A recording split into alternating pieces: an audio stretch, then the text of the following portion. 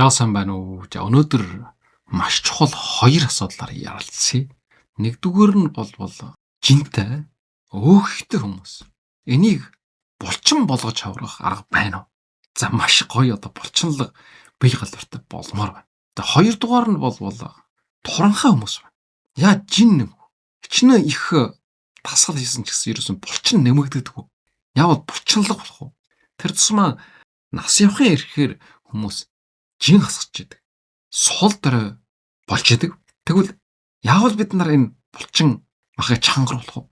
Бүр илүү үжсэнтэй булчинлаг бие махбод болох уу гэсэн ийм хоёр асуудлаар өнөөдөр ярилцъя. Энийг шийдэх аргыг олсон байж байгаа. Өөрөөр хэлэх юм бол нэг ёсондоо жин ихт өөхтэй хүмүүс. Тэгэхэр өөх махан мараагийг яаж баргадуулах вэ? Яаж булчин болгохгүй ч энэ арга.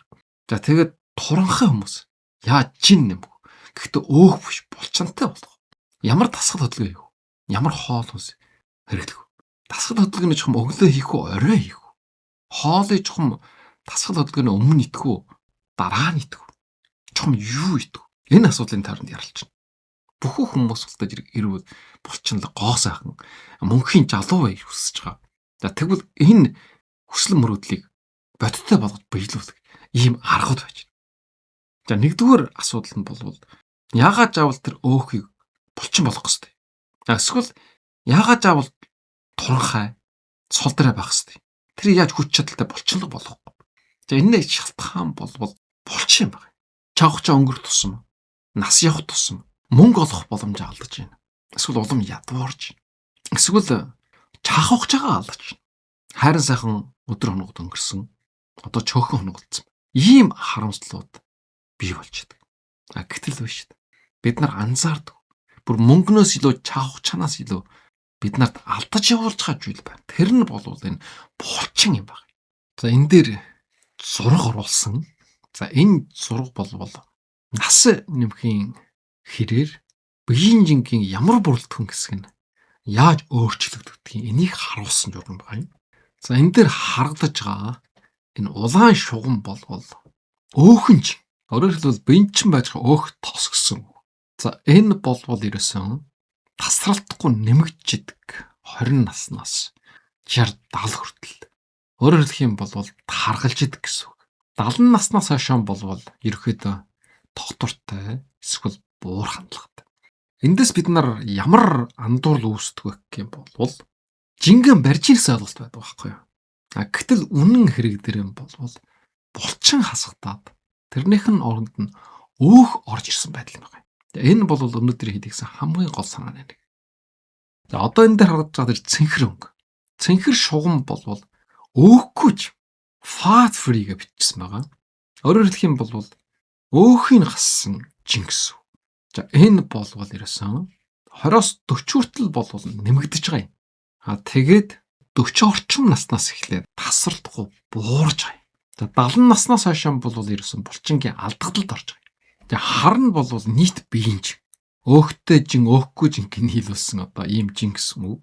За энэ бол бас 60 хүртэл тасралтгүй нэмэгдээд 60 наснаас хойш буурж байгаа ийм байдал харагдаж байгаа юм. За энэ зургийн хамгийн гол онцлог нь юу вэ гэвэл өөхтэй жин бол өөхгүй жин хоёрыг ялгсан. Өөхгүй жин гэдэг нь бол өөрийн чинь яс булчин. За энэ сэргжиж баргадаж хөнгөрж байгаа. За энэ нь бол ерөнхийдөө дунд наснаас эхлээд алдагдаж эхэлдэг. Өөрийнхөө жинги барьж жин хасгадаахгүй байна гэж тэгж бодож байгаа хүмүүс бол их андуурж байна гэсэн. Хамгийн байх ёстой зүйл чинь хасгадаад хамгийн хэрэггүй зүйл биеийн жинги ижиж эхэлж байна гэсэн үг юм байна.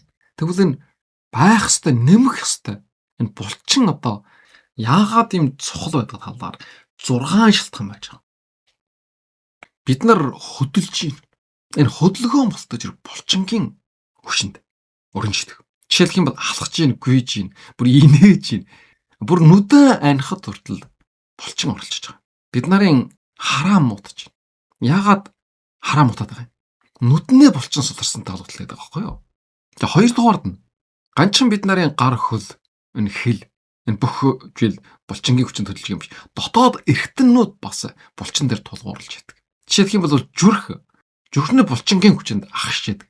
Энэ булчин сулрах юм бол зүрх чагсна гэсэн. За энэ гэдэс ууших судас бүгд булчингийн агшилтаар ажиллаж байгаа. Тэр булчин сул байх юм бол энэ систем бүгд ажиллахгүй гэсэн. За 3 дугаар нь булчин болвол биеийн энерги агуулах гэдэг байгаа юм. Булчин их тусмаа яах вэ? Энерги их зарчуулна. Энерги булчин зарчуулах юм бол хүнээ биеинд өөх хурамтлахдаггүй гэж байгаа юм л да. Өөрөөр хэлбэл таргалахгүй гэсэн. Хэн таргалж ийн хөхтэй булчингоо хэн таргалж ийн гэж ойлгож байна.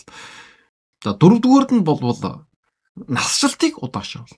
Өөрөөр хэлбэл хөгшөрөхгүй гэсэн. Зарим хүмүүс наснаасаа эрт хөгшөрсөн харагдчихэдэг. За энэ болтой зэрэг булчингийн дутагдaltaарсан тоолгодолтой. Тэгэхээр илүү үжсэнтэй сайхан харагдах, залуу хуурай бай, хөгшөрөхгүй байг бол булчинтай байх хэрэгтэй болж байгаа юм л да. За 5 дугаар нь энэ сэтгэл зүйд хүртэл нөлөөлдөг. Яагаад гэвэл булчин ажиллаж явах үед эндорфин, допамин, серотонин гэдэг хүнд таашаал өгдөг аж жаргалын дааврууд ялгардаг. Тэгэхээр сэтгэл санаа сайн байна хүн аж жаргалын мэдэрнэ гэсэн. Тэр хөдлөх юм бол булчингаа ажилуулах юм бол урамшуул байдаг гэсэн байхгүй юу? Ийм олон төрлийн дааврууд ялгараад өөрөө чи аж жаргалтай болно гэсэн.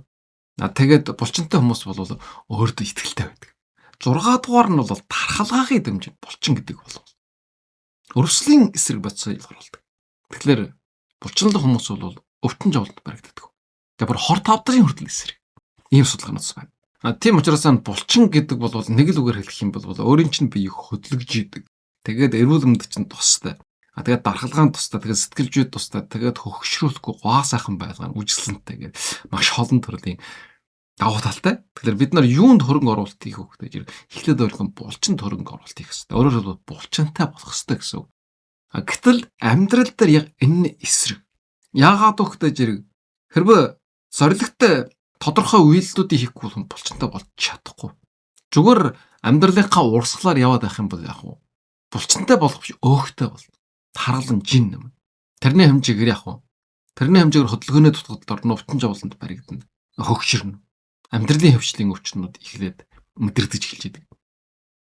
Тэгэхээр хамгийн сайн зүйл чи юу вэ гэвэл бид нарын биед хурамтласан энэ өөхийг илүүдэлж ингийг булчин болгож чадах юм бол гайхамшигтай бол. Гисэн хэдий ч биологийн хувьд булчин бол булчин өөх бол булчин болж хувирч чадахгүй. За ийм харамсалтай мэдээ байна. Тийм учраас өөрийн биед хурамтлагдсан өөхийг шатаахаас өрөө байхгүй. Хайлуулахаас. Өөрөөр хэлэх юм бол тэрийг энерги болгож зарчуулж болно гэсэн. Гэхдээ юм ба шүү дээ. Яг хувиргаж чадахгүй гэж бас үуч шаарга байхгүй. Ягаад гэвэл өөх нь өөрөө булчин болохгүй ч гэсэн өөхийг энерги болгож зарчуулж болно. Дасгал хөдөлгөөн хийнэ гэсэн. Дасгал хөдөлгөөн хийх юм бол өөх нь багтаад булчин нэмэгдэнэ. Тэгвэл яах вэ? Чин нэг их өөрчлөлт гарахгүй ч гэсэн өөрийн чинь бие чангарна. Хэлвэр галуур сайтай болно. Үжиглэнтэй сайхан болно гэсэн. За тэгвэл нөгөө нэг хэсэг хүмүүс байна. Жим багт. Жим багтай хүмүүс бол туранхай хүмүүс. Ийм хүмүүс бол таргалах юмсан гэсэн юм хүсэл мөрөөдөлтэй байдаг. Хүнд бас нэг дутуугын мэдрэмж итгэж хэл байдаг гэдээ яриад байгаа байхгүй юу? Тэгээд тэр таргал сайхан байна гэж. Тэр тарганы жовлонгийг мэдгүй учраас би ч гэсэн таргалах юмсан хэтэрхээ туранхай байгаа учраас хүч чадал муутай байна гэх. Гэтэл энэних нь эсрэгээр тарган хүмүүс бол тэр туранхайч нь зүгээр сайхан тэрүүгээр байх хэрэгтэй гэж ярддаг. Тэгэхээр энэ туранхай гэдэг бол бас тийм сайн зүйл биш. Бас таргантайгаа адилхан асуудалтай. Ягаад гэвэл туранхай хүмүүс бол ихэвчлэн булчин байхгүй. Булчин байдаг. Тэгэхээр ялгаа байхгүй саяын ярсан булчингуу тохиолдолд үүсэх тэр 6 асуудал адилхан бий болно гэсэн. Туранхай учраас яах вэ? Эртөө хөгшөрнө. Маш их хөгшөрсөн юм шиг харагдана. Зүгээр өнгөжмжийн хувьд ч гэсэн. Гадна дүр байдлын хувьд. Тэгээд дархлахаас бол өвчин эмгээд уртмөхөө. Тэгээд амархан ядарч, сулдаж, муутна гэдэг. За энэнэ сөрөг талын ярих юм бол асар олон байна. За эндээс ямар асуудал үүсгэхтэй зэрэг туранхай хүмүүс бол таргалах хэрэггүй. Өөхнөм хэрэггүй гэсэн. Тэгвэл дараагийн жовлог үүснэ. Тэгэхээр туранхай хүмүүс яах вэ гэдэг зэрэг булчин нэмэх хэрэгтэй. Одоо 2 дугаар яраа. 2 дугаар яраа бол хоол. Жин ихтэй хүмүүсийн хамгийн нийтлэг алдаа юу вэ гэдэг зэрэг хоолоо хасна гэсэн ойлголт. Мачиг барина. За энэ мачиг барих талаар бол урд нь бас 16 цагийн мачиг барих арга гэд ярьж ирсэн. За тэрийг үжиж болно. Гэхдээ өнөөдрийн энэ яраа бол зөвхөн мачиг барих асуудал биш. Хоол ундаа хасах тийм шаардлага ерөөс юуч байхгүй. Юу гэхдээ зэрэг буруу хоолтыг хасна. За энэ бол хамгийн гол point, гол санаа. Хоолоо хасах биш. Буруу хоолтыг хасна. Яагаад таргалаад байна вэ гэхдээ зэрэг буруу зүйл идсэнтэй холбоотой. Тэр буруу зүйлийг идэхгүй зөв зүйлийг үлдэх юм бол болно гэсэн. За энэ дотор ямар буруу зүйл байна вэ гэхдээ зэрэг нэгдүгээрд нь болтой зэрэг чихэр байна. Чихэр гэдэг нь бол шууд чихэр хэлжгээ биш. Мэдээ чихэр бол байж болохгүй. Чихэр орсон бүтээгдэхүүн амттан гэсэн. Энэ бол өөрөө чинь таргалуулж байгаа. Хоёрдугаар нь бол горил, цагаан горил. За энэ бол бас жин нэм болж байгаа. Тэгээд шарсан хайрсан зүйлүүд. За энэ бол таргалуулж байгаа. За ийм зүйлээс татгалж ийн гэсэн. Тэгээ юу идэх вэ гэдэг зэрэг уурга идэх ёстой. Уурга бол энэ булчингийн үндсэн материал. Бид нар барилга барья гэд барилгын материал байхгүй бол тэр хэрэм хаана гэр байшин босож ирэхгүй. Тэр шиг булчин гэдэг зүйлийг бол байгуулдаг зүйл. Материал нь байхгүй бол булчинтай болохгүй. Зөвхөн одоо өдөржингэн чихэр амттан хийжүүлсэн ундаа ийм байдлаар хооллоод байх юм бол материал байхгүй учраас хижиж булчинтай болохгүй. Тэгэхээр булчинтай болох материал нь юу вэ гэвэл уурга, протеин. За уурга гэдэг нь ямар төрлийн идэх зүйл байдгүй гэх юм бол өндгөн дотор байна, махан дотор байна, жагсан дотор байна. Эсвэл буурчин дотор хамгийн их агуулгаж байгаа. Тэгэхээр өндөг идэх хэрэгтэй гэсэн үг. Үхэр хоньно чивэр хар махан идэх хэрэгтэй гэсэн үг. Жагсаа бол жагс идэх хэрэгтэй гэсэн үг. Хасан гэсэн үг биш. Энэ уурга орсон бүтээгдэхүүний ичнэ идчихсэн гэсэн өөх болохгүй. Булчин бол. Гэхдээ зүгээр идэх булчин болж байгаа. Дараагийн хэсгээр ер нь тэр дасгал хөдөлгөөнтэй хослуулж хийжээс сая булчинтай болно. Тэгээд дээр нь устж ер нь ногоо идэх хэрэгтэй, хачирлна. Тэгээд дээр нь ус сайн уух хэрэгтэй. Тэгээд л болно. Тийм учраас жин ихтэй хүмүүс болвол тэгж мачиг барьж өөрийгөө жавах шаардлага юу ч байхгүй. Уурга ихтэй хоолсоо идээд дасгал хөдөлгөөн хийгээд байх юм бол нэг мэтгэд тэр өөх тус хайлж чадаад алга болоод булчинлаг гоё бие калоритой болчихсон байна. Зөвхөн хоолон хасах байдлаар жингэн хасах юм бол ямар үр дүн төрөх вэ гэдэг сулдаж мод. За энэ ав адилхан тэр таргантайгаа адилхан сөрөг өрнөлттэй. Тийм учраас өөх махмарга алдаж байгаа ч гэсэн тэрний оронд нь булчингийн бий болгоно гэдэг нь бол энэ хамгийн суур ойлголт, өөрөлд гүн ухаан юм байгаа юм. За тэгвэл жим багтай хүмүүс юу идэх вэ? Жин нэмэхийн төлөө гэдэг хүмүүс юу идчихдэг. За тэр буруу. Тэгэхээр ичнэн туранхай жин нэмэх төлөвлөгөөтэй байсан ч гэсэн саяын ярьсан чихэрлэг зүйлийг хайрсан хуурсан эрүүл мэндэд сөргнөлттэй зүйлийг итгэхгүй байх хэрэгтэй. Тэгэх юм бол зөвхөн өөхлөн. Гаднаас хараад өөхгүй байж магадгүй ч гэсэн дотор ихтнээ өөхлөлдөж байна. Ийм байдлаар өөх нэмэгдэнэ. Тэгэхээр юу идэх вэ? Саяын гэсэн уургатай хоолыг идэх гэсэн. Уурга нь бол өндгөнд байдаг, маханд байдаг, жагсанд байдаг, буурчин дотор байдаг. Жишээлбэл дүүфүү гэдэг чинь. Гэхдээ энэ зөвхөн зүгээр идээд бас болохгүй. Заавал дасгал хөдөлгөөний дараа идэх ёстой. За өнөөдөр ярих гэж хамгийн гол асуудал. Тэгээ миний хувьд ч ойлгож авсан. Бүр ясам хараа ойлгож мэдэрсэн зүйл нь бол булчинтай болыг гэх юм бол дасгал хөдөлгөөний дараа энэ уургах ёстой. За энэ үндсэн чирч. За энэ дээр тулгуурлаад 7 хоногод 3 удаа булчингийн дасгал хөдөлгөөн хийх. Тэгээд 4 өдөр алхах гэсэн ийм чагын хавар гаргасан. Энэ бол би өөртөө зориулж гаргасан. Та бүгд бас эндээс санаа авч болно. Тэгээ урд нь би яадаг байсан бэ гэвэл өөрийнхөө үжимжээр 2 хоноод ч юм уу 3 хоноод ч юм уу нэг булчингийн дасгал хөдөлгөөн хийн. Тэгээ булчингийн дасгал хөдөлгөөн байхгүй үед орой алхалтыг хийдэг байсан. 40 минут. За энэ бол тодорхой хэмжээнд үр дүн гарсан ч гэсэн багс нэг их сэтгэлд бол хүрээгүй. За миний биеийн байдал сайжирсан уу сайжирсан, жил тусам сайжирж байгаа. За хамгийн сүүлд одоо 12 дугаар сард хийсэн эрүүл мэндийн шинжилгээгээр бол маш эрүүл гарсан. Гэсэн ч гэсэн энэ бас ямар нэг юм дутчихаж магадгүй гэдэг одоо хайгаас судлаад ахын дахин уншаад үжээд байсан чинь дасгал хөдөлгөөн хийх чаг хооллолт энэ хоёрын хослолыг орхитуулсан байна. За миний гаргасан 7 хоногийн хуваар болвол бүтэн сайн өдөөс эхэлж байгаа юм. Бүтэн сайн өдөр булчингийн дасгал юм. 1 дахь өдөр алхах нь, 2 дахь өдөр булчингийн дасгал юм, 3 дахь өдөр алхах нь, 4 дахь өдөр булчингийн дасгал юм. 5 дахь өдөр алхах нь хагас өдөр амралт. Тэгэхээр 3 өдөр булчингийн дасгал хийгээд 3 өдөр алхнаа гэсэн үг. Булчингийн дасгалыг бол өдөр болгон хийвэл үр дүн байхгүй. Заавал сэргэх ухаж авах хэрэгтэй. Тэгэхээр 48 чаг өгөх юм бол булчин сэргэж амждаг гэж байгаа юм. Тийм учраас өнжөөд 1 удаа хийх байдлаар 7 хоногт 3 удаа булчингийн дасгал хийх юм хуваар болсон. Тэгээ булчингийн дасгал байхгүй өдөр болтой зэрэг оройн алхаад ийм байдлаар за энэ дээр нэмээд өглөөний алхалт гэдэг зүйлийг бас нэмж оруулсан байж байгаа. За би бол өглөө нь алхах уу? Өглөө нь босоод бол энэ хашаанда жимс ногоо цэсэг навч тарих гээд энэ ажил дээр анхаарлаа тавьж идэг чогон чагаар. Гэсэн ч гэсэн энэ бол дасгал хөдөлгөөнд багтахгүй. Тийм учраас өглөө бас 15-20 минутын алхалтыг нэмж оруулсан байна. Өглөө алхах гэдэг бол бас биеийг хөдөлгөөнд оруулж байгаа. Цусны эргэлтийг сайжруулж байгаа. Тэгээд санаа сэтгэлийн өөдөнд татаж байгаа. Тэр тусмаа одоо өглөөний наранд 15 минут алхах гэдэг бол өөрийн биед серотонин гэдэг даавар их ялгарл сайтай болдог. Шөнийн нойрны чанар сайжирна. Гэх мэтийн олон ач холбогдолтой. Тийм учраас одоо бол өглөө нь 15-20 минут алхаж байгаа. За энээс их алхах юм бол юу болох вэ гэвэл ядарна. Энэ нь өдийн өмнөх ажлын эрч хүчээс сулруулж магадгүй гэсэн ийм болгоомжл байгаа юм.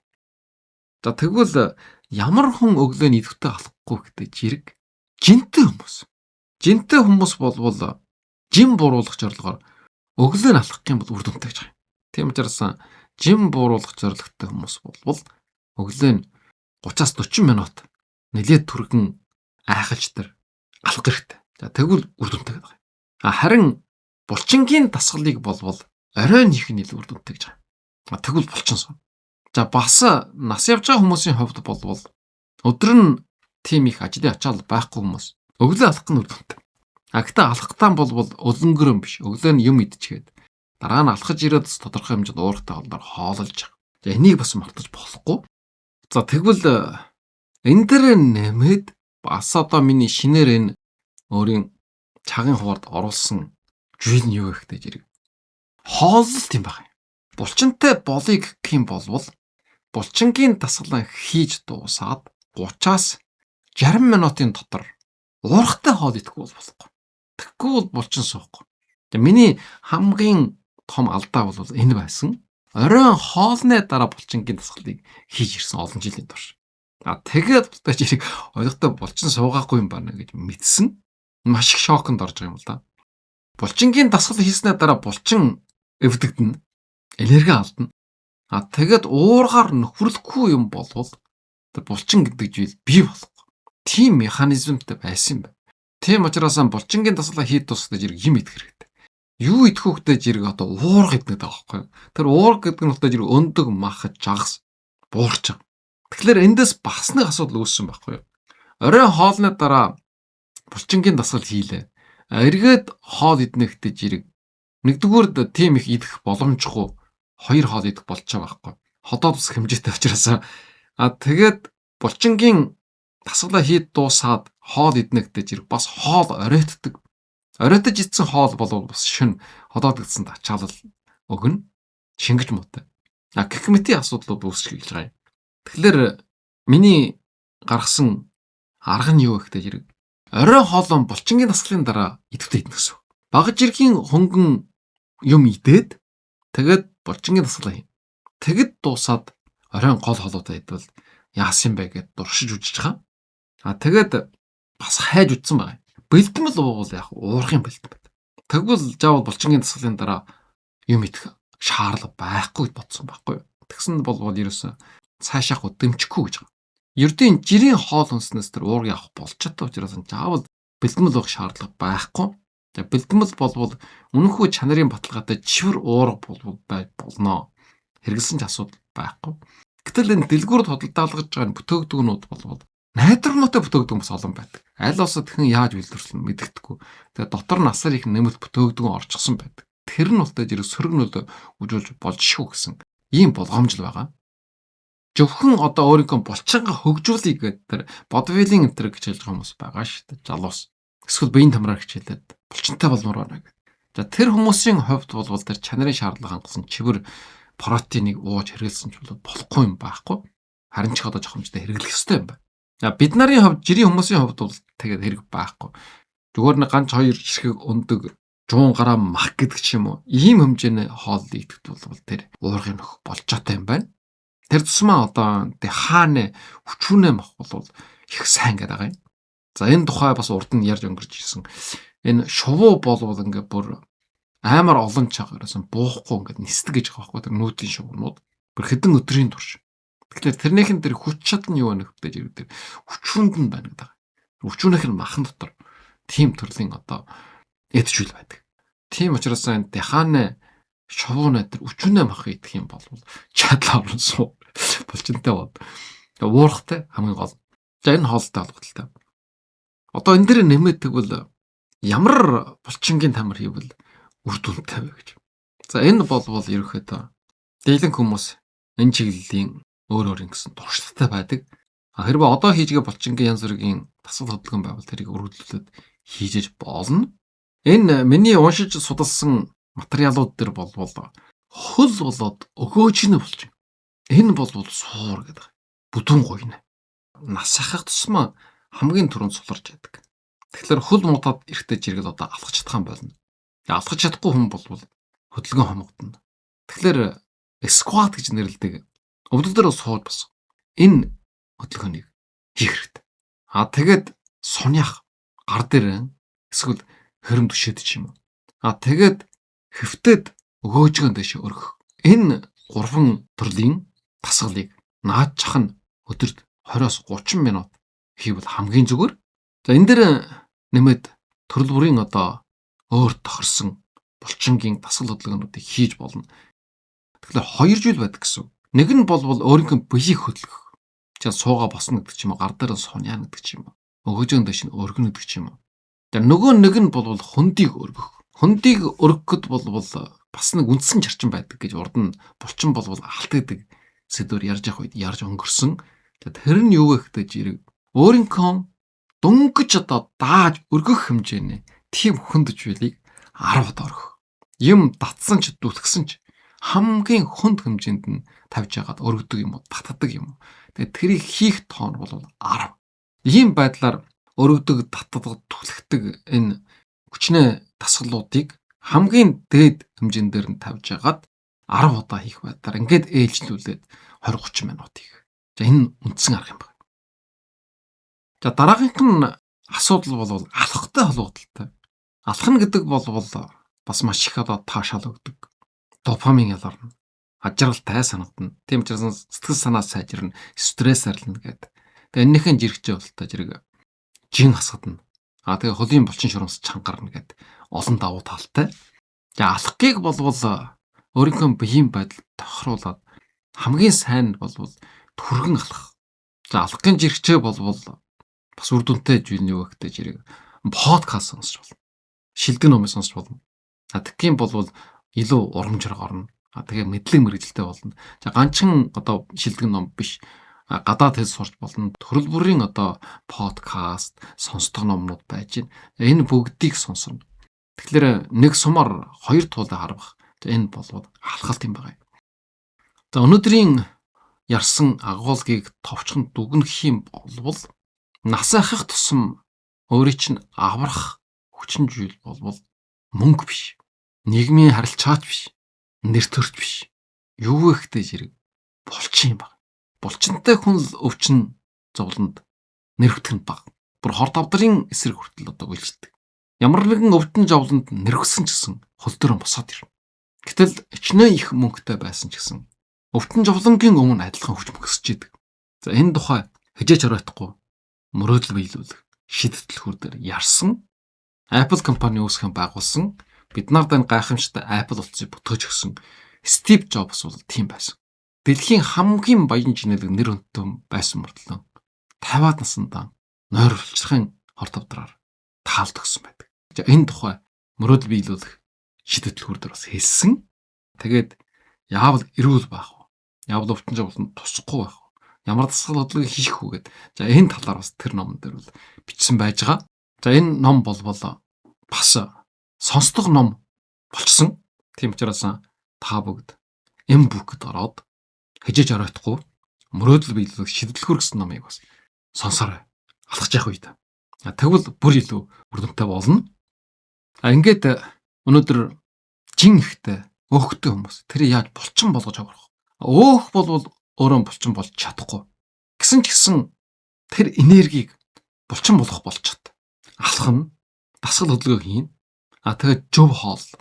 Жин ихтэй хүмүүс мараа буруулна, тухарна гэд хоолоо гасах шаардлага байхгүй. Харин таргалуулж байгаа зөвхөн сөргөнөдтэй байж байгаа тэр чихэр, гурал, чарсан хайрсан өөгцөж билийг идэхэн болоод өнөөдөр энд хэлсэн энэ булчингийн дасгалуудыг алхалтыг хийх юм бол жин хасгатаад булчинтай, эрүүл, үжсэнтэй сайхан бие гадартай болно. За туранхай хүмүүсийн талаар бас ярьсан. Нас намхийн хэрээр улам туранхай болж яадаг. Биеийн султж яадаг. Тэгээ өчнөөн жил булчингийн дасгал хийсэн гэсэн булчин ерөөсөө нэмэгддэг. Энэ хүмүүс яагаад байна вэ гэж хэрэг.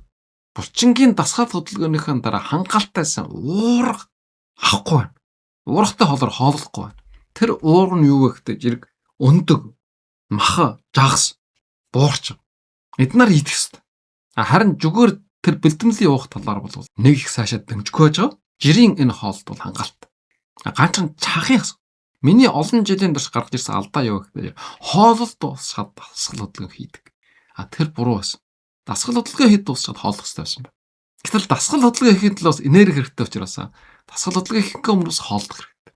Тэгхийн болвол энэ өөрийн жидсэн хоолууд өөх болохгүй. Булчин бол ихс хүчтэй. Өвчин жавланд барагдахгүй. Тэгээд хөгшөрөхгүй. Үжигсэнтэй жалуу гоо сайхан байна. За энэний төлөө өнжөөд нэг удаа булчингийн дасгал хийх ёстой. Энэ 7 хоногийн цагын хугаарыг танилцуулсан. Булчингийн дасгал байхгүй өдрөө бол алхалт. Алхаж ирснээр дараа заавал уургатай хооллох шаардлагагүй байж болно. Хэрвээ түргэн алхаад тэр нь ултай жирэг нэлээд хэмжээний энерги зарчуулсан болвол бас уургатай хооллоор хооллол болно.